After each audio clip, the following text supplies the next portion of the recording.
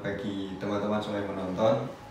Di sini saya Ibnu Nur Amin dari Universitas Negeri Yogyakarta ingin menjelaskan mengenai beberapa sistem plumbing yang berada di rumah saya, baik sistem air bersih maupun air kotor.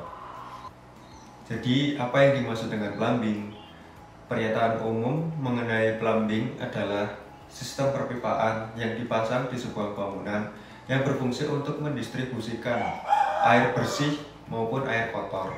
Jadi di setiap bangunan pasti ada yang namanya sistem plumbing. Apabila tidak ada sistem plumbing, maka itu jelas akan mengganggu aktivitas kalian sehari-hari. Bagaimana kalian mandi, bagaimana kalian mencuci piring, bagaimana kalian mencuci pakaian, dan bagaimana juga kalian membuang air bekas maupun air kotor. Jadi air bekas atau air kotor itu apakah sama atau tidak? Jadi, air kotor dengan air bekas itu berbeda. Air kotor itu lebih spesifiknya air atau limbah yang berasal dari WC. Akan tetapi jika air bekas itu air yang berasal dari buangan seperti bekas mencuci piring, bekas mencuci pakaian, dan sebagainya. Dalam setiap rumah pasti ada sistem plumbing air bersih maupun air kotor. Asal dari penyaluran air bersih itu banyak macamnya, seperti dari pump atau PDAM, dari sumur, dan masih banyak lagi. Jadi di rumah saya itu menggunakan PDAM.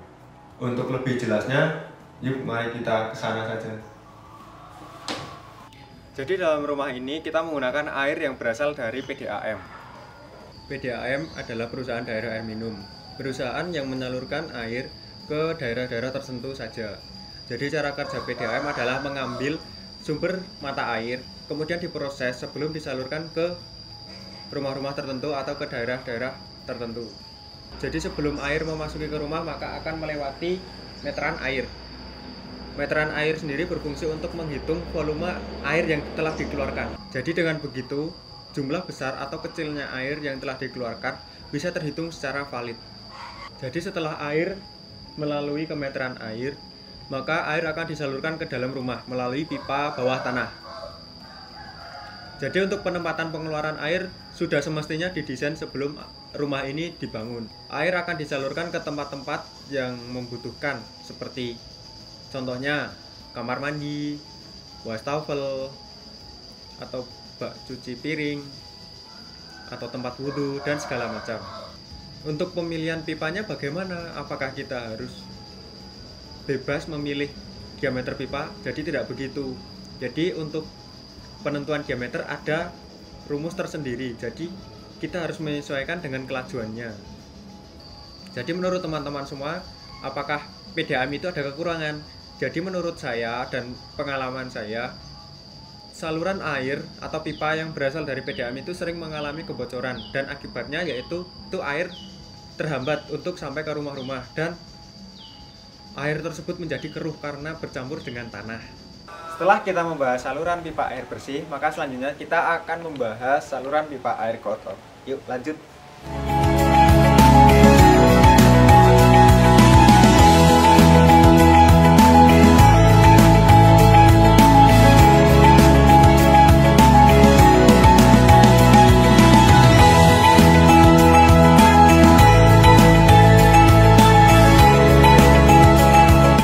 Jadi untuk saluran air kotor, saya mengambil sampel yaitu septic tank. Septic tank sendiri memiliki fungsi sebagai tempat penampungan untuk mengolah limbah cair rumah tangga skala individual. Asal dari septic tank ini berasal dari WC dan lain-lain. Bentuk dari septic tank ini yang pasti harus kedap air ya. Untuk septic tank tersendiri, apabila rumah itu memiliki sumber air yang berasal dari sumur, maka jarak antara sumur dengan septic tank harus 50 meter. Jadi septic tank tersendiri itu mempunyai dua bagian di dalamnya atau dua kompartemen. Yang pertama yaitu berfungsi untuk menerima air limbah dari pipa saluran. Terus yang kedua, kompartemen yang kedua itu untuk menampung limbah atau kotoran yang berasal dari WC. Dan tidak lupa untuk septic tank itu nanti ada saluran buangannya tersendiri untuk airnya. Jadi cara kerja septic tank yaitu menerima kotoran yang berasal dari WC. Selanjutnya kotoran itu akan diendapkan dan air-air itu nanti akan mengalir ke saluran buangan. Nah, saluran buangan tersebut ke sumur resapan. Jadi air-air tersebut akan mengalir ke sumur resapan. Tidak afdol juga apabila saya hanya menjelaskan melalui vokal saja. Jadi saya akan menjelaskan melewati animasi sebagai berikut.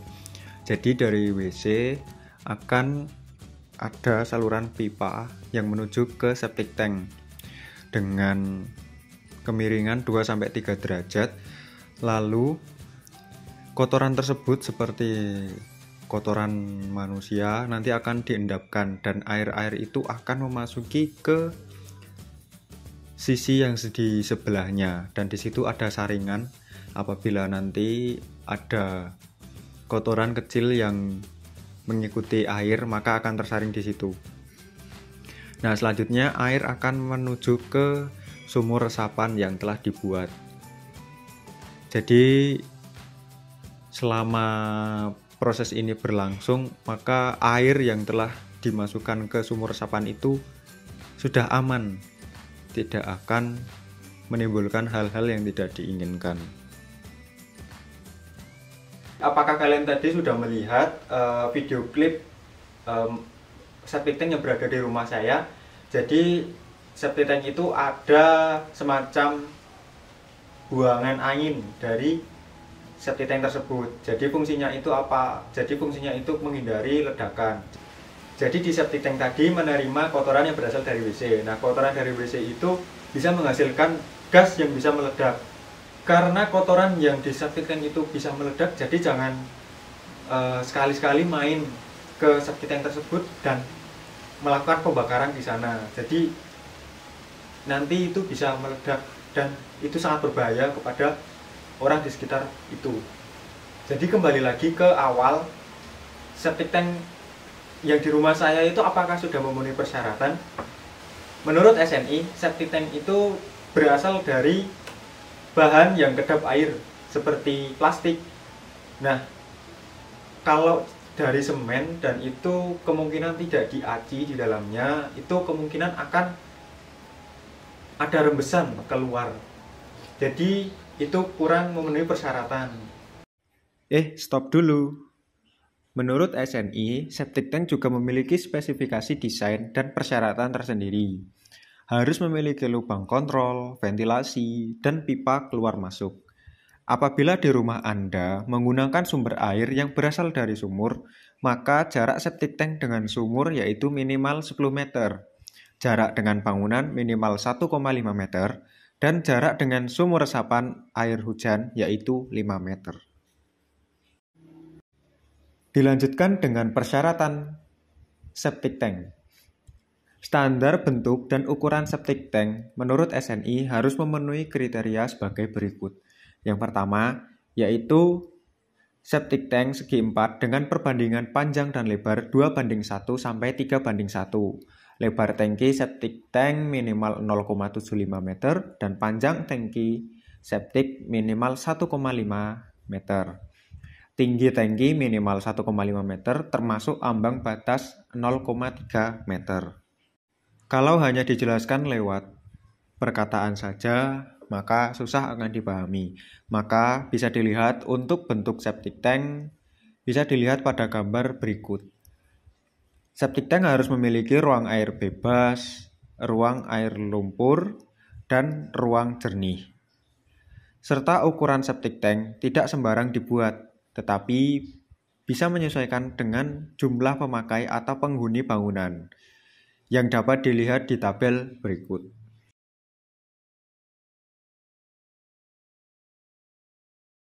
Untuk sekarang itu septic tank modelnya kayak seperti ini ya.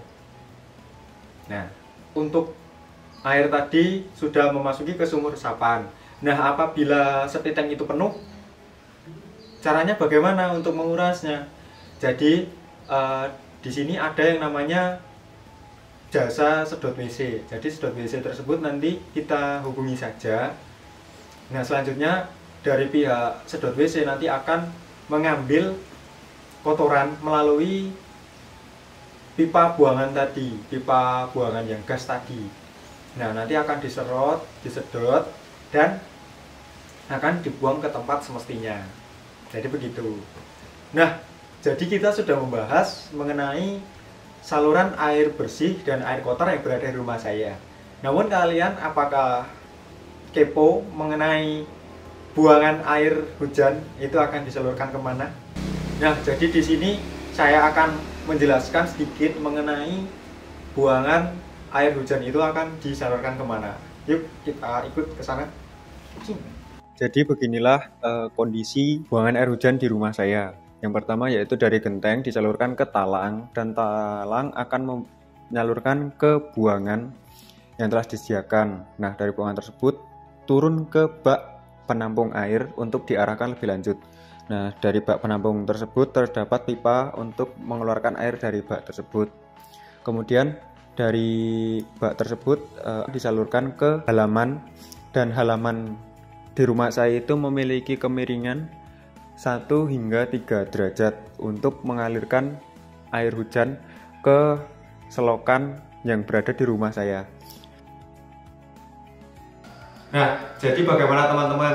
Itu tadi penjelasan singkat dari saya mengenai saluran air bersih, air kotor, dan buangan air hujan.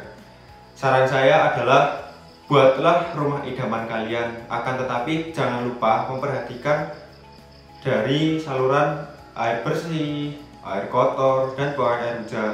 Nah, itu semua demi kenyamanan diri kalian sendiri. Itu saja yang dapat saya sampaikan. Terima kasih. Jika ada salah kata mohon dimaafkan. Wassalamualaikum warahmatullahi wabarakatuh.